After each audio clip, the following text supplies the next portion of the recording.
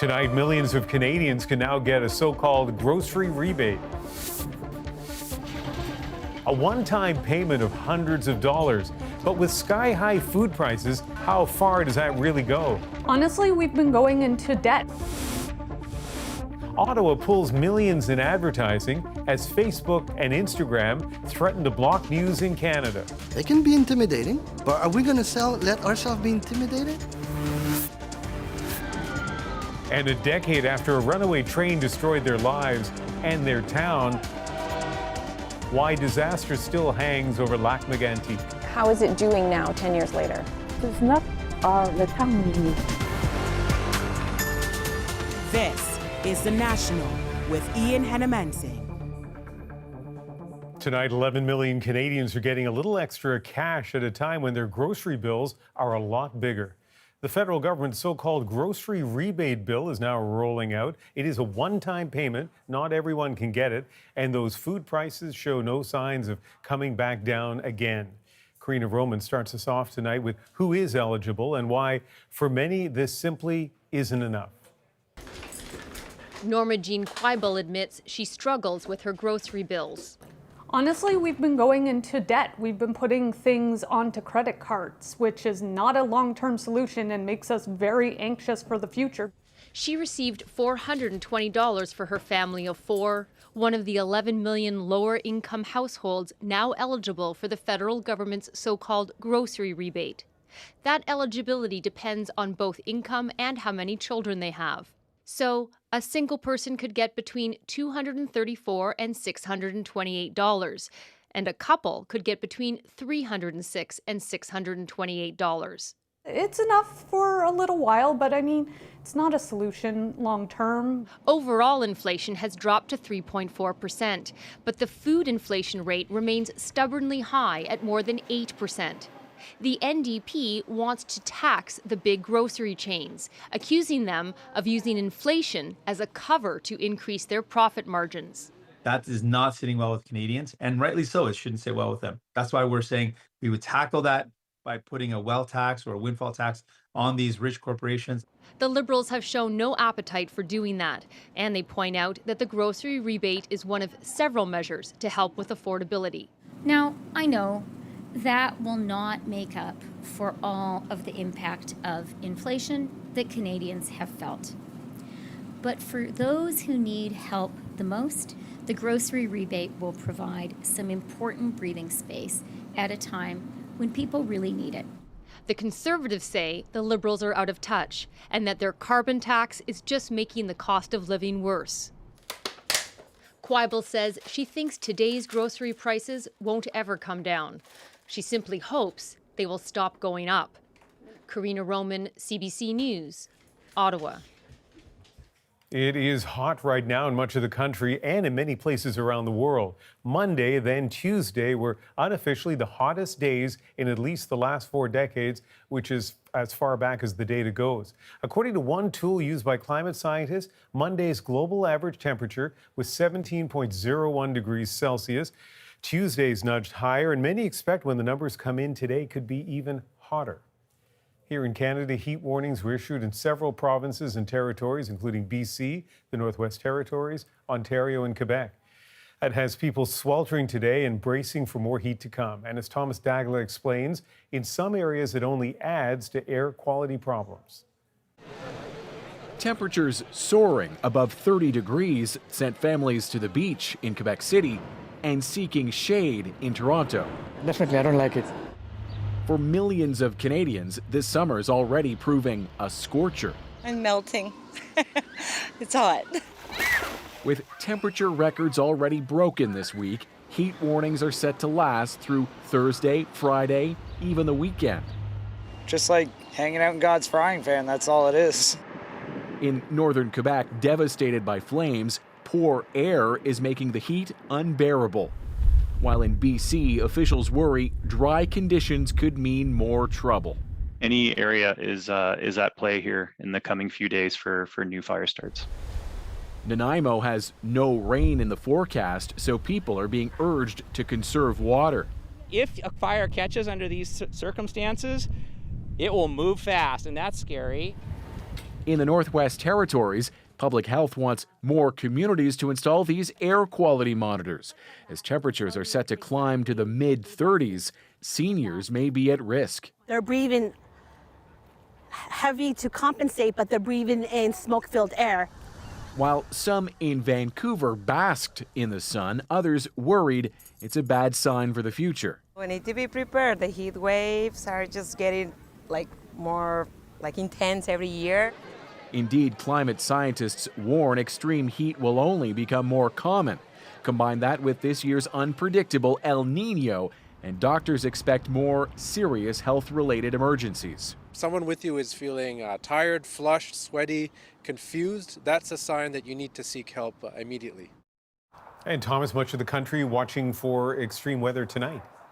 Yet most provinces and territories have communities under weather advisories, warnings, and watches. Tomorrow, parts of Atlantic Canada are under heat warnings. And here in southern Ontario, Environment Canada is saying the extreme heat should last another 24 hours. But keep an eye out on the Air Quality Health Index, because experts are warning smog can return in a big way at any moment. Thomas Dagla reporting in Toronto. Also heating up tonight, the battle over how you get your news online. The federal government says it's stopping for now the millions it spends on ads on Facebook and Instagram. Rafi Boudjikanian takes us inside the fight between Canada and some tech titans. With Google and Meta digging in their heels, a show of force from the federal government in a showdown over its Online News Act. They can be intimidating, but are we going to let ourselves be intimidated? The government says it is suspending all advertising on Facebook and Instagram, about $10 million worth a year. Meta, the company that runs them, had revenues of more than $116 billion last year. Facebook has decided to be unreasonable, irresponsible. It's the latest salvo in an escalating battle since the Liberals passed a law last month with support from most opposition parties. Starting January 1st, it would require Google and Meta to pay news outlets like the CBC whenever someone lands on a news story using their platforms. The government's way to help traditional news media that have lost so much ad revenue to digital companies. In response, the tech giants say they'll block Canadian news in Canada. We're continuing constructive conversations with Google. Unfortunately, Facebook has just refused to recognize any sort of responsibility it might have. Une personne sur deux au Québec ne verra plus les nouvelles. Others are acting too. CBC Radio-Canada is pulling its ads off Meta, so are two media companies in Quebec. When you think about the whole industry, in Canada, it's 80% of digital revenue goes to Google and Meta. So, I mean, there must be some money for us. The Conservatives say the government's fighting a losing battle. Google and Meta, otherwise known as Facebook and Instagram, have responded. And as a result, it's Canadians who have gotten harmed in the crossfire. Some observers say there is a reason Google has not shut the door on talks. What Canadians are really looking for is for local, relevant, trustworthy news. So for Google, there's a lot more at stake. Quebec and the city of Montreal have followed the federal government's lead, but Trudeau's own Liberal Party and the NDP won't stop advertising on Meta to get their messages out. Rafi Boudjikanian, CBC News, Ottawa. Construction is set to restart on a new electric vehicle battery plant in Windsor, Ontario. Automaker Stellantis has reached a financial agreement with the provincial and federal governments to confirm the plant's future. The federal government confirmed that tonight, but there's no word on how much more public money was promised. The automaker stopped construction back in January. The government of Manitoba says it will not support the search of a Winnipeg area landfill for the remains of two Indigenous women. Police allege Mercedes Myron and Morgan Harris are two of four women killed by the same man. Their remains are believed to have been dumped in the landfill, and their families want them found, but the province says the search would put others at risk. Cameron McIntosh is in Winnipeg. And Cam, take us through what the Premier said tonight. Well, in a statement, the Premier is saying that there's basically too much risk to workers that may be involved and too little guarantee that remains would be found after a study concluded a search could take up to 3 years and cost up to $184 million. Now, Mercedes Myron and Morgan Harris were two Indigenous women who were killed in Winnipeg back in May 2022. Their remains, police say, were put in the trash and taken to a landfill. But their deaths weren't immediately discovered. By the time they were, police said that too much time had passed to make a search of the landfill viable. Now, that outraged the women's families and Indigenous leadership, who insisted on a search. Ultimately, the federal government agreed to pay the Assembly of Manitoba chiefs to conduct a feasibility study. That feasibility study came up with a $184 million price tag and also concluded that there could be some risk to people involved in the search. Still, AMC Grand Chief Kathy Merrick is dismissing the Premier's rationale. Well, that's bullshit. Because the feasibility study was conducted by experts. We had an anthropologist on the technical working group, and we realized as well as to, and those issues reflect in the study as to what can be done, as to what preventative measures can be taken not to put anybody at risk. Now, Premier Heather Stefanson will be speaking at an unrelated event tomorrow morning. In her statement, she said the province is committed to help funding a memorial and is committed to working with the Indigenous community to prevent violence against women. And Cam, the federal government says it's still reviewing if it will fund the search. Yeah, Crown Indigenous Relations Minister Mark Miller has always said that he supports the idea of a search, going as far as to say not searching would send a pretty strong signal, but he hasn't committed to funding anything yet. Tonight, his department says that the federal government is still reviewing the proposal. The Assembly of Manitoba chief says it wants an answer by the end of July. Cameron McIntosh in Winnipeg. Canada has helped launch an international case to hold Iran accountable for shooting down Flight PS752. As Ashley Burke shows us, court proceedings haven't started yet, but victims' families are already celebrating. Our mission!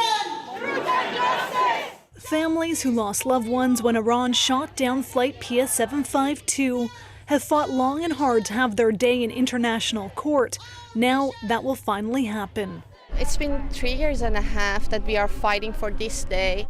Maral Gorganpour's husband died on the plane just 3 days after their wedding. Seeking justice and truth for his lost life was the only thing that kept me alive. In 2020, Iran's Revolutionary Guard Corps shot down the passenger plane shortly after takeoff in Tehran. 176 people on board died, most with ties to Canada. Now Canada, the UK, Sweden and Ukraine have officially launched a case against Iran at the International Court of Justice. We will get justice. In a new joint application, the countries say Iran has violated its obligations under an international treaty and failed to take all practicable measures to prevent the unlawful and intentional destruction of Flight PS752. It says Iran held a sham trial. You cannot blame what happened on one or two minor people way down in the pecking order. After receiving the news they've been waiting for, families gathered, hoping to ensure those responsible are investigated and prosecuted. This is a happy moment for the families. I just witnessed the families, they hug each other, they cry out of pain and joy at the same time. Navez Ibrahim lost her sister and brother-in-law on the plane. She calls this moment an important step forward. Next time I go visit my loved ones' graves, I can tell them that we did it, we finally did it, and we're moving forward. This latest fight could take years. Canada and the 3 other countries are asking that Iran be forced to publicly apologize, prosecute and extradite offenders, and compensate victims' families. Ashley Burke, CBC News, Ottawa. As you're about to see, funerals are now underway for the 12 Palestinians killed during Israel's raid in the occupied West Bank. Israel calls the operation to root out Palestinian militants a success. As Paul Hunter shows us, some Palestinians are now turning their anger towards their own leaders. As Palestinians marched through Jenin in fury, preparing to bury the dead, the key question is what's next? Retaliation will be coming, he says. We will resist.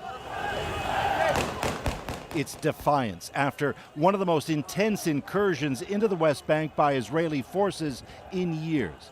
But Palestinian anger is aimed as well at the Palestinian Authority, accused by demonstrators of weakness and of collaborating with Israel.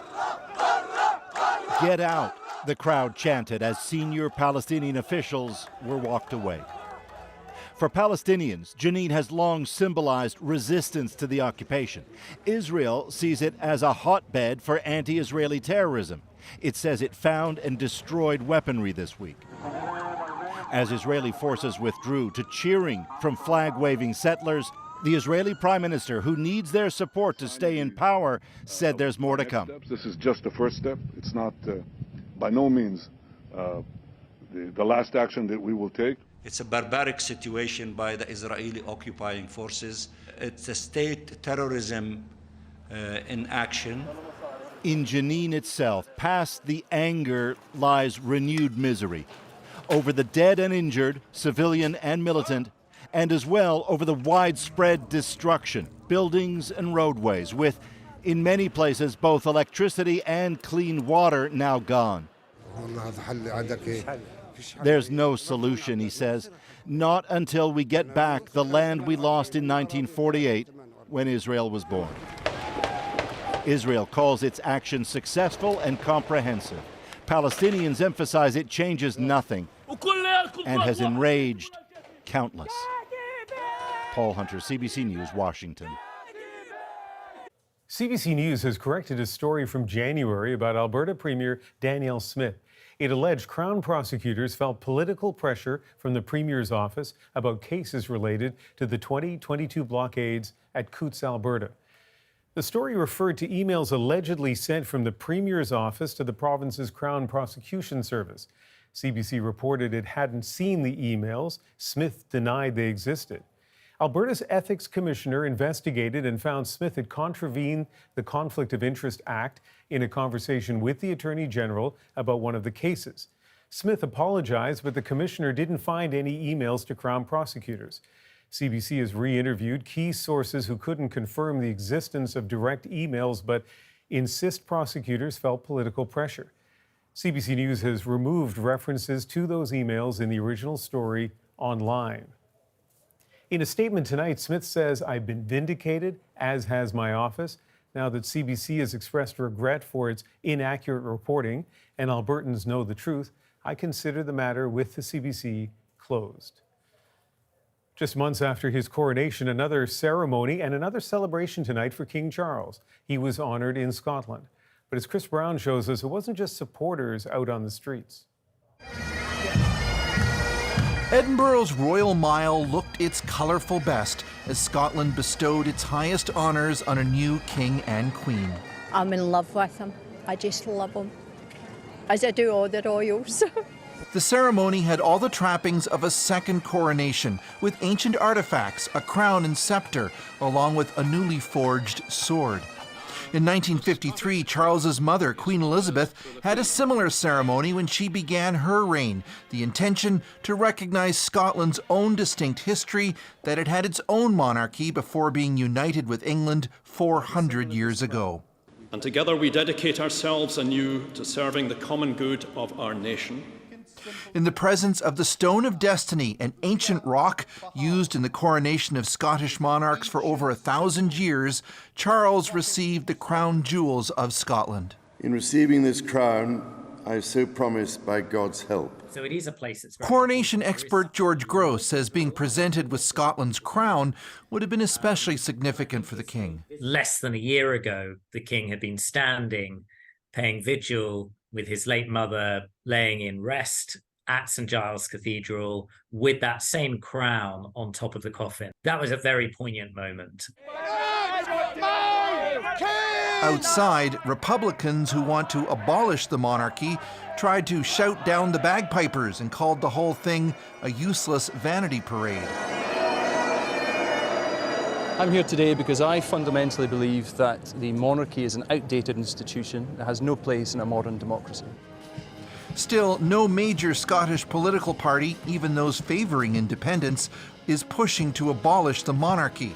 Charles has a close connection with Scotland. He's expected to spend his summers there, just as his mother did. Chris Brown, CBC News, London.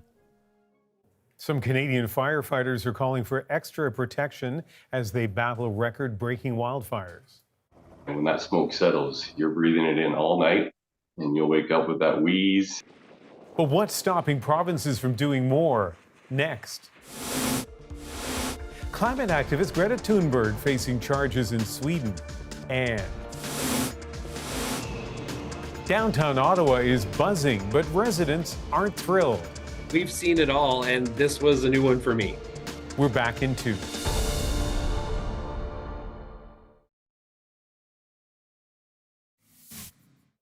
Climate activist Greta Thunberg has been charged with disobeying a police order after she refused to leave this protest in Sweden last month. She and others blocked the path of oil trucks. The penalty ranges from a fine to 6 months in jail. In BC, more campfire bans are coming into effect on Friday as dry conditions raise the risk of new wildfires. Already more than 1 million hectares have burned. There are now 100 active fires in BC. People fighting wildfires often work without a specialized mask. As Katie Nicholson tells us, there are calls to change that. It's late off to your 3 o'clock there, 4 o'clock. After 13 years of fighting wildfires, Ian Sachs called it quits. Some things he won't miss. Waking up with that kind of smoke hangover in the morning. And when that smoke settles, you're breathing it in all night, and you'll wake up with that wheeze and that headache. He says crews only wore masks during the pandemic for COVID. I'm sure I will see repercussions from that in the future. I breathed a lot of smoke. Firefighters are at an increased risk of illnesses like cancer. Studies suggest those same diseases might be associated with wildfire smoke. When they're actively fighting the fires, there's no real mandatory requirements for proper respiratory protection. That's something firefighters want to see change. We encourage investment at all governmental levels to ensure that there's proper PPE for our firefighters to put themselves in harm's way to protect others. In Quebec, there are no specialized fire masks, but N95s are offered to all wildfire crews. In Ontario, fire rangers don't wear masks unless for a prescribed burn near poison ivy. And in BC, the Wildfire Service is currently testing 3 masks for possible use, including this one from Swedish manufacturer Sundstrom. Obviously, outside in fires, you need a spark arrestor. This on the outside helps protect the filter from catching fire. It comes with 2 stackable filters, one for regular wildfire smoke and a second one for other dangerous vapors. We have so many departments around the world that have used these in the past, including Australia a few years ago when all those fires were burning, and on the West Coast in California. Single strap donning. If jurisdictions buy in, an extra expense for Canada's already soaring wildfire budget. The cost of not doing it is not a cost that any of us want to bear. And one that might keep those on the front lines safe, long after the last fires have been extinguished.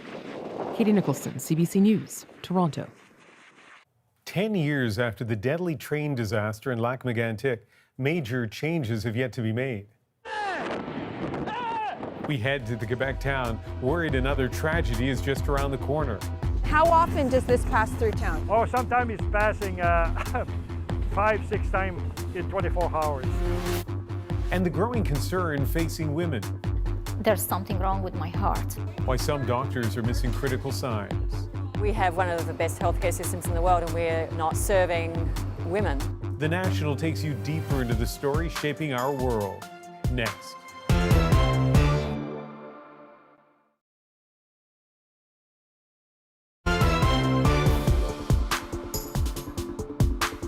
Tomorrow marks 10 years since a runaway train brought death and destruction to a town in Quebec.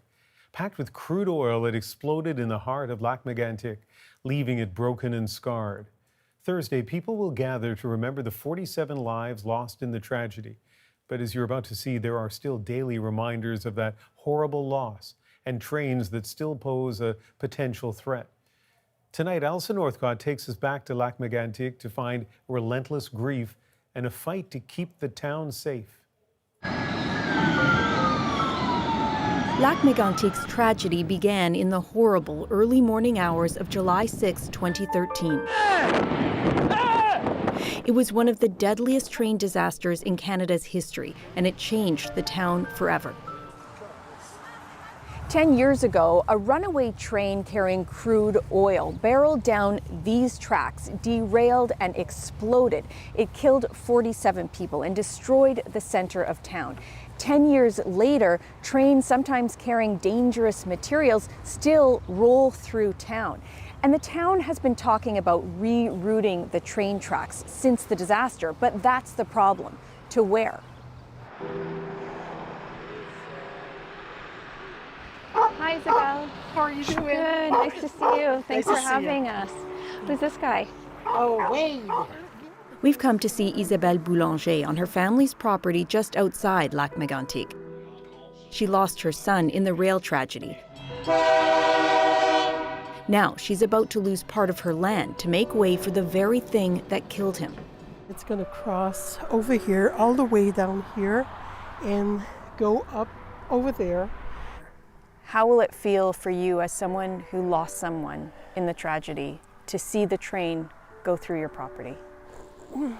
It's difficult because it's going to be a reminder every single day that that train who took my son is going next to my house.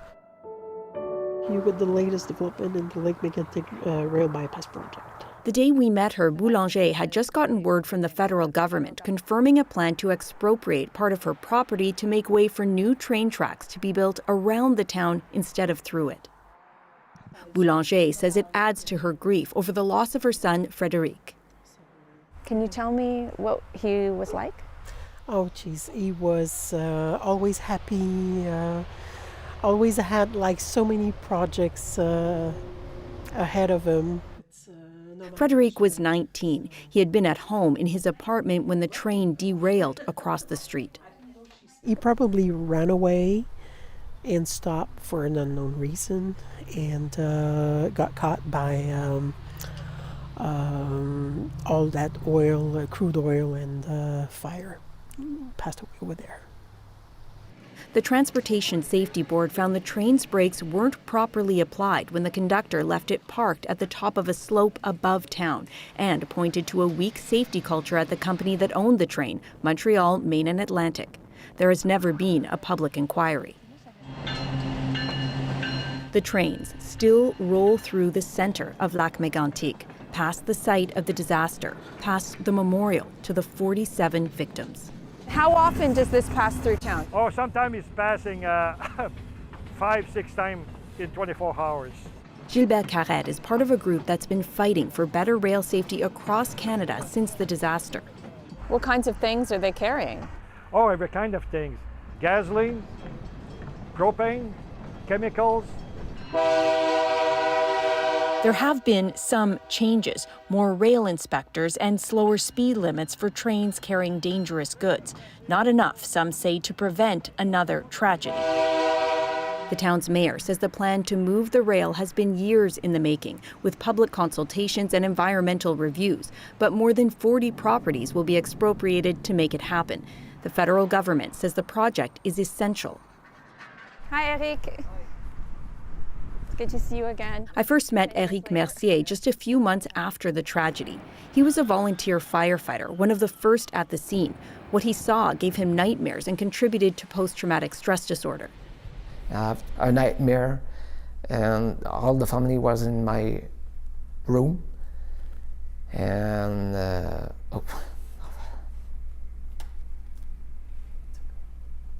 I didn't want my family to see me like that. He took months off of work, and he talked about it with support from his wife and a therapist. At that time, the fire hose was there, His town is healing too, as it rebuilds its center, its spirit, and its identity. We want to talk about something else. The place, the people, the activity we've got, we cannot forget. But just see the Mégantic people like good people and not like a victim. He says the dispute over the future of the rail line hangs over Lac-Mégantic like a storm cloud, keeping many here from moving forward. The music cafe where was the rock is on the peak like that, and this is where the library was. Most of the buildings on the town's main street were torn down after the tragedy. What wasn't burned was contaminated. So they had to tear the ground right up, every inch of it? Yeah, every inch of it. It went down. And they had to put some more new one. Diane Roy has lived here her whole life. She shows tourists around, telling them about the town's history, linked to the railroad for more than a century. She knows her town will never be the same. Do you think Lac-Mégantic has grown back so far? How is it doing now, 10 years later? It's not the town we knew. It's the town for another generation. A memorial beside the train tracks honors the memory of the 47 victims. In a town of just under 6,000, it's a staggering loss. Boulanger can't bear to walk down that street. She's still trying to get used to the fact that her son is gone. We'll never forget what happened. We kind of learn how to live with it, but it's still difficult. As she prepares to mark 10 years without him, she says she and her family will continue their fight to keep their land and keep the train off of it. And Allison is in Lac-Mégantic tonight. Tell us how the town is marking this 10-year anniversary. Well, the town wants to mark this in a sober and thoughtful way, because for a lot of people, this is a really difficult time, and it's very painful for a lot of people as well. So they don't want to have a big commemoration. So tonight in this church behind me, there's been a chamber music concert, and later on, to mark the exact moment in the early hours of the morning that the train derailed, there'll be a candlelight silent walk through the town to honor the memory of the victims. Tomorrow there'll be a commemorative mass that dignitaries and residents are invited to, and it will end with the ringing of the church bells 47 times, one for each of the victims who died. And for Isabelle Boulanger, who lost her son Frédéric, she and her family will be releasing butterflies at her son's grave, and that's been their tradition every year since he died. Allison Northcott in Lac-Mégantic. Thank you. Next, the health concerns affecting women, but too often go overlooked. Next thing I do remember the nurse yelling at me saying, "Stay awake, Risa, don't fall asleep. Keep breathing, don't fall asleep." Why many women miss the signs, and so do their doctors. Next.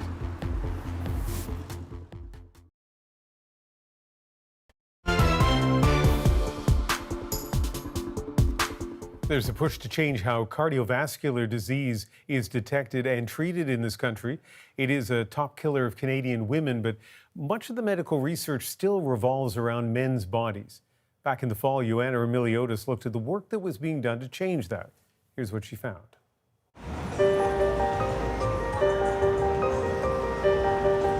The facts are heart-stopping. Every 22 minutes, a woman in Canada dies of heart disease. What's even more shocking, most of them don't have to. We have one of the best healthcare systems in the world, and we're not serving women to be having a statistic like that. Many of these are avoidable deaths, and we have to do better. When it comes to heart health, women are practically invisible, underdiagnosed, undertreated, and often unaware. 24,000 Canadian women die of heart disease every year. That's nearly 5 times more deadly than breast cancer. So why is heart disease killing so many women? We're going to speak to leading experts in women's heart health to find out. Dr. Paula Harvey is a cardiologist and head of the Department of Medicine at Women's College Hospital in Toronto. When we really started to improve the outcomes from cardiovascular disease in the 60s, all of the attention was on men.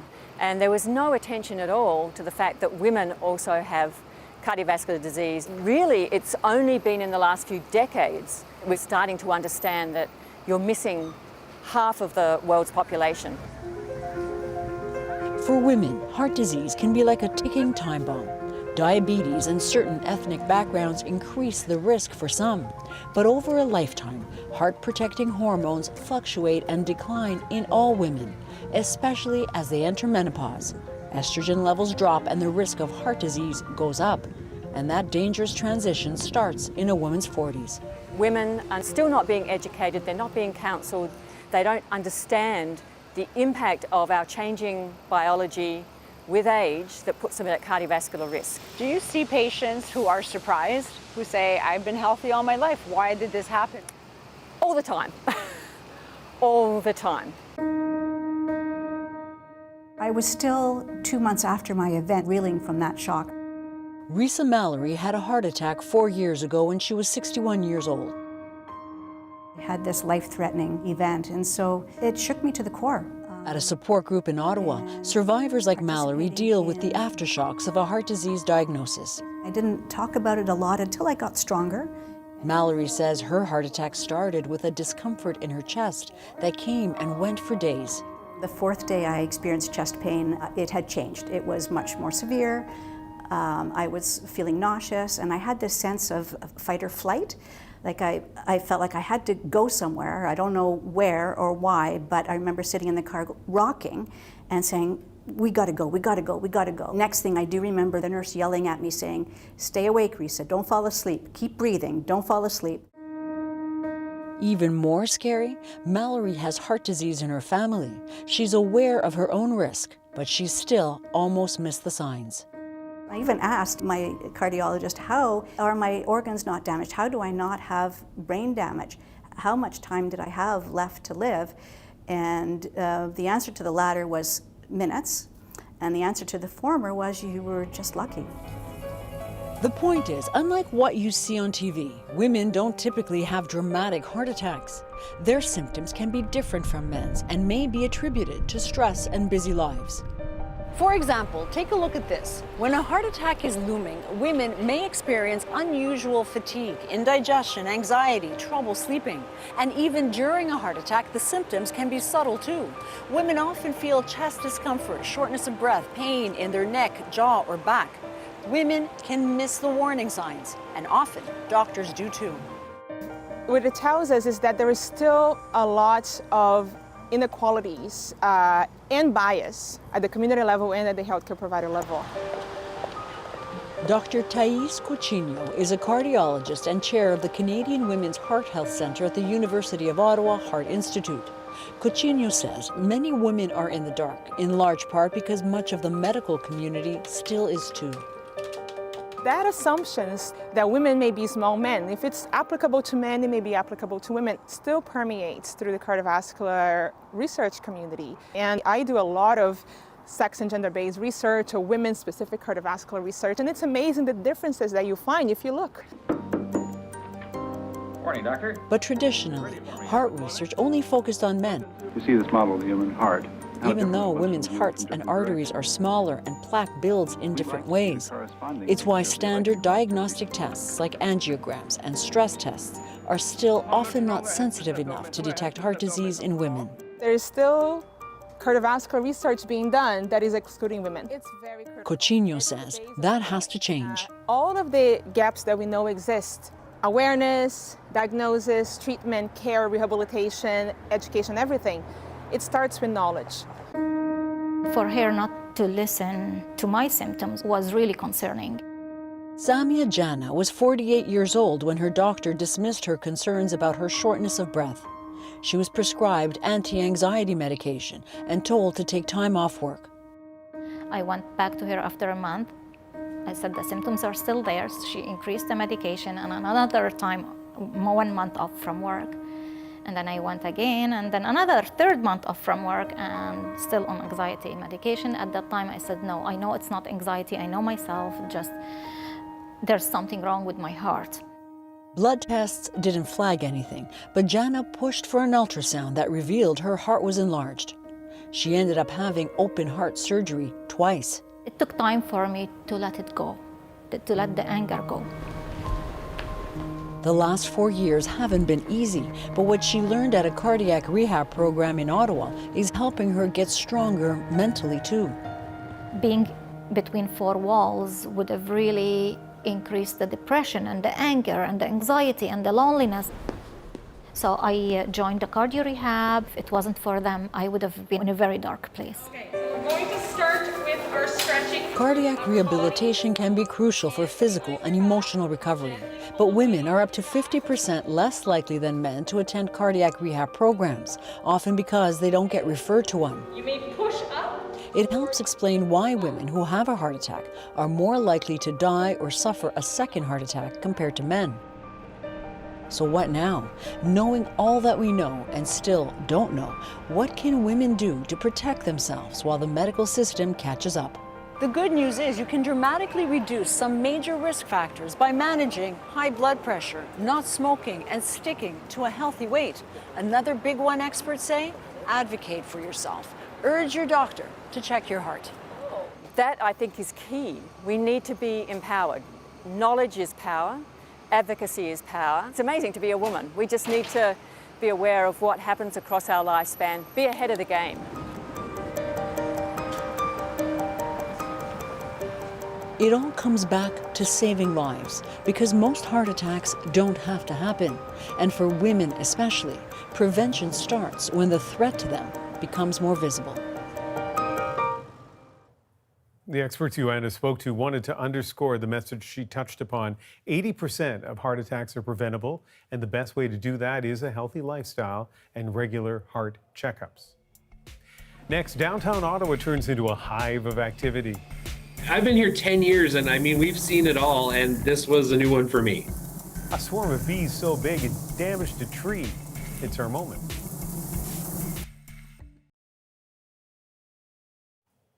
An invasive species of turtle is taking over some Canadian lakes and ponds. Yvette Bren shows us how discarded pets are posing a big threat to some already endangered native turtles. Biologist Amy Mitchell is on the hunt for turtles. They crowd logs to soak up the sun, but most aren't from around here. That log is dominated mostly by sliders, red-eared sliders over there. But there is one turtle that I'm pretty sure is a painted right beside the biggest slider, and you can really see the size difference. Non-native red-eared sliders are reproducing here. They grow fast despite being used to warmer waters like the Mississippi. She says they muscle out endangered western painted turtles. So with turtles, the rule is that the biggest turtle wins. So just their sheer size and weight means that they will eventually crowd out the smaller painted turtles. Sliders are the world's most popular pet turtle. They're present in a lot of wetlands, in urban wetlands, because people put them there. He says the diseases pet turtles can carry are a bigger problem than shared basking spots. Native painted turtles already face the threat of wetland loss, car hits, and fishing hooks, not to mention predators that dig up their nests. Conservationists want to help native turtles in their slow, steady race to survive. So yeah, they usually dig down like at least a foot, 30 centimeters. Females can bury up to 24 eggs. No eggs today. Like most things with turtles, it's a waiting game. Females take years to mature. I just saw its little head poking out from some of the aquatic veg. It was just kind of hanging out on the surface. So I just snagged her with my net. What went through your gut when you saw that little? Yeah, I was just so excited. After years of waiting, catching and counting even one little hatchling before letting it go again brings a lot of hope. Yvette Bren, CBC News, Coquitlam. This is downtown Ottawa yesterday. A swarm of honeybees landed on this tree in the city core. So many of them, the weight broke a small branch. It's estimated there were at least 30,000 bees in this swarm, and by all accounts, they were very well behaved. The unusual event is our moment. It was about 30,000 bees. 30,000 of anything weighs a lot. So yeah, the weight of the bees was actually enough to pull off these small branches. I've been here 10 years, and I mean, we've seen it all, and this was a new one for me. So we put some caution tape up, and then try to figure out who to call. I got a call that there were lots of bees hanging out on Spark Street. It was a swarm. The queen essentially just flew out, landed on that tree, and they just all landed with her. What I like to do is I try to scoop a majority of the bees, and then I put the lid on. Frankly, I don't think that they could all fit into that bucket, so I decided to go back to my vehicle and get a special vacuum called the bee vac, and I spent 45 minutes sucking up bees. I think what's been amazing about this is the outpouring we've heard from people about how do the bees do? Are they okay? Are they in a new home? They're living in a nice secluded little area of a forest, and they're out pollinating the local basswoods. It's awesome. It's a great win story for Sparks in downtown Ottawa. I want to read you part of a note that our producer Andrew sent to me about this. If you were hoping to see hundreds of people screaming and running away from the swarms of angry bees, sorry to disappoint. And Andrew also wanted me to point out to you that if you see a swarm of honeybees all over your car or in a place where you weren't expecting them, don't hurt them, according to Andrew. Google beekeeper and someone will come and move them. That is The National for July 5th. See you tomorrow night.